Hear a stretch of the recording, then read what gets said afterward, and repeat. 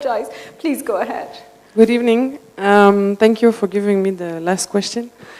You said something that is very interesting when you said that it's our responsibility to make the generation after us a bit better. And for me, as a young mother, it's quite a concern.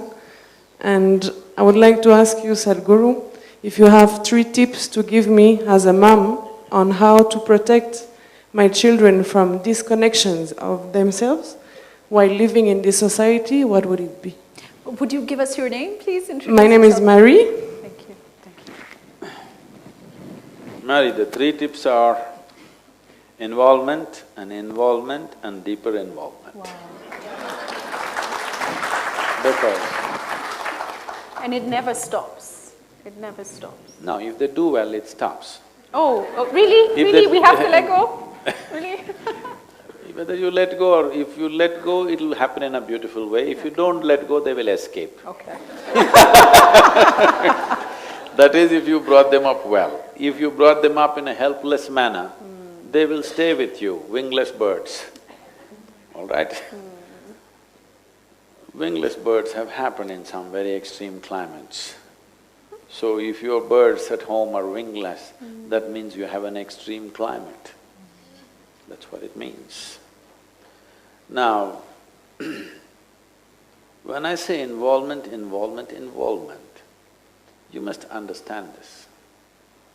This idea, this is something that's in common usage, that I was brought up this way, I was brought up that way, or I was raised this way. I thought we only raise cattle. Human beings need not be raised. People say, I was raised Hindu, I was raised Christian, I was raised this. Nobody should be raised anyway. Because when it comes to creation the way it is, for all the other creatures, nature has drawn 2 lines. Within that, they live and die. When it comes to a human being, nature has drawn only 1 line, baseline, no top line. So the important thing is you should never raise them. Your business is just to create a loving, supportive atmosphere. Oh, suppose they become something which is not like me. If they become like you, that's a crime. They should become something that you could not imagine as a generation, isn't it? What should your children become? They should not become what you desire, they should become what you could not imagine. So do you have the courage to raise something that you cannot imagine? First of all, you need to understand, your children are not yours. You don't own the life. It's a privilege. They came through you. You enjoyed all that. You laughed with them, you cried with them, you played with them, you enjoyed all that. But they don't belong to you. They only come through you. Just enjoy the privilege that they are with you now, and that's about it. You don't try to raise them. Your business as a mother is to protect them against a few things which can cause damage to them, because you're not the only influence, there's a world influencing them. And for a modern mother, because I have to tell you this because internet is a bigger influence than mother or father or anybody for that matter. I know this may look like an archaic opinion, but you will regret this in future if you don't do this now. At least till they're 12 to 14 years of age, there is no need for these things, these gadgets. They must learn to use this gadget. This is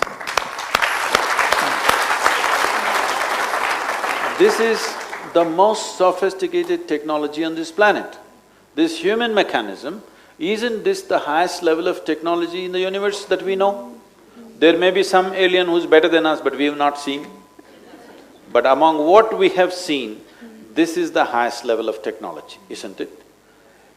The only problem with human beings is they have not even bothered to read the user's manual. Now what internet means is, What your school means is, the present level of schooling, what it means is, cram yourself with all kinds of things. You pay attention to everything, you know what is inside a frog, how a frog's liver looks. What are you going to do with this? I'm saying every high school child is cutting open a cockroach and a frog, what for? I'm saying when you bring up children with this level of cruelty, a live frog, you open it up and enjoy his heart beating. What are you made of, I'm asking? You call this science? I call this inhumanity. I call this absolutely senseless way of raising your children. Oh no, we learnt so much. If they've learnt so much, that is enough. Show it on a computer how a heart beats. Where is the need for everybody to open up a live animal nailed to a piece of wood? Almost all of you have done it, right? It was traumatic. Yeah, I was traumatized. No, I'm saying, we call this education, Yeah, a heartless education. What is the point of a heartless education? If you do this kind of education, you'll create a heartless society, which you're seeing in so many different ways. We are training children to become brutes. See, if I can nail a frog to this wooden platform, cut him open when he's still alive and screaming, and look at his heart and how it beats, I enjoy it, and I fiddle around with his liver. I'm saying, at another level, why can't I pick one of you and do the same thing? Only because there is a law, I may be stopping, isn't it? Yes or no? That's what it amounts to, isn't it so? Only because there is a law against it, I may be stopping. A law cannot make us human beings. A law can control a few things in the society. This will not shape human consciousness. Because human beings experience themselves in a certain way, we thought of bringing that in the form of law. But law will not make a human being. If you are human, you will naturally be in a certain way. This must come forth. If you want to bring up your children, if they're still below 5, 6 years of age now, the best thing to do is not expose them to all these things, expose them to life. When I say life, there is nature, there is insect, there is animal, there is worm. I'm telling you, these creatures are far more important than you. Tomorrow, if all the insects disappear, you have… the entire life on this planet will cease to exist in about 4 to 5 years' time. Do you know this? If all the worms disappear, the entire life on this planet will cease to exist in approximately 18 months to 24 months. When somebody calls you a worm, you must understand they're saying you're a very important life.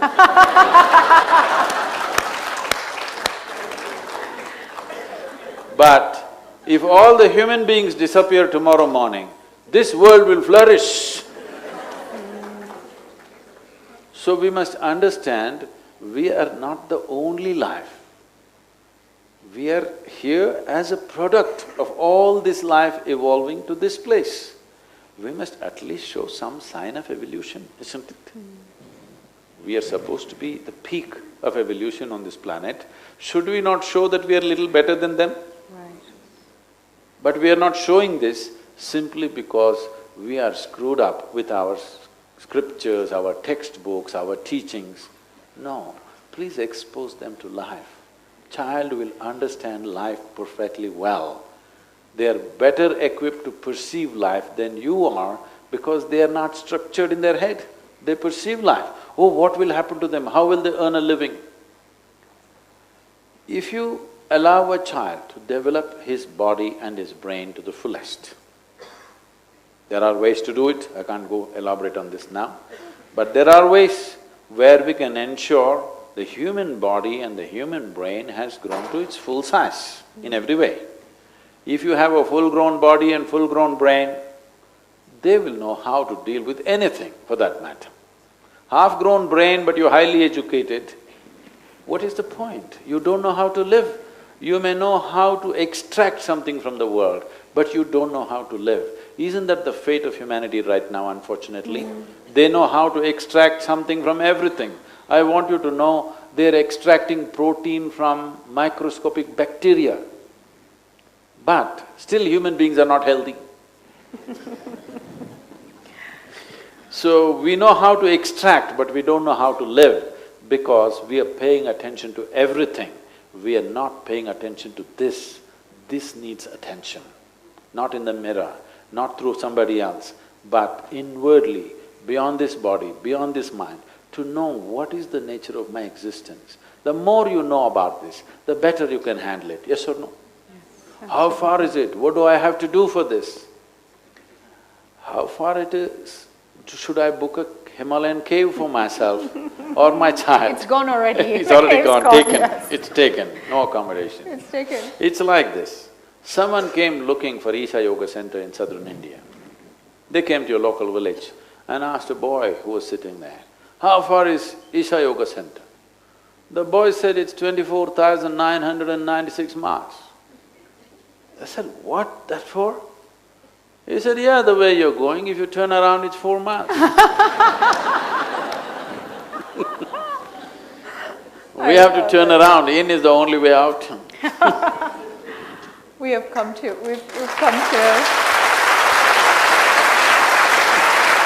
Thank you so much. We have come to the close, but I do have a final question.